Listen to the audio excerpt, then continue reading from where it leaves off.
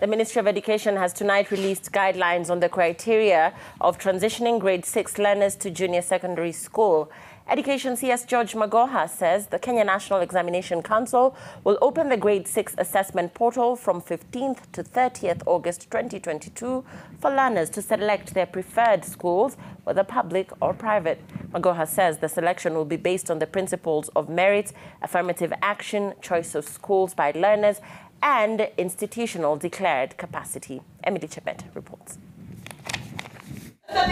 With over 1.2 million learners enrolled in grade 6 expected to transition to junior secondary school in January next year, on Monday this week, the Kenya National Examination Council rolled out its school-based assessment for the first cohort of the competency-based curriculum in readiness to the next year's transition.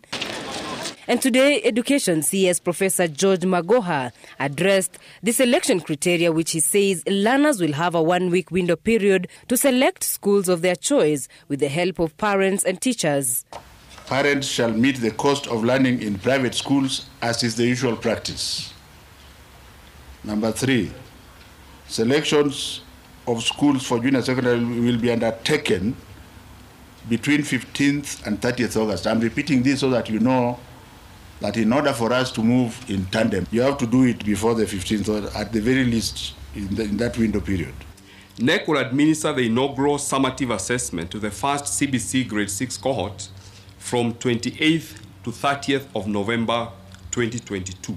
Magoha says schools with basic and key learning infrastructure will be considered for junior secondary during placement. The CS says the selection and placement of learners will be based on their performance in the Kenya Primary School Education Assessment, affirmative action or equity, choice of schools by learners, and availability of space in various institutions.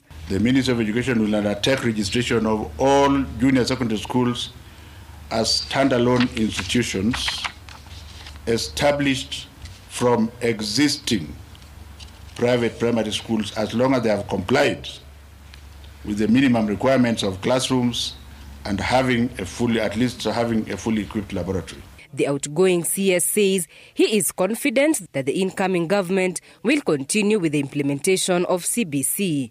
Professor George Magoha has assured parents of 1.26 million grade 6 pupils that all is set for next year's transition. The selection of schools will be happening from 15th to the 30th of August 2022. Emily Chebet, Citizen TV in Nairobi.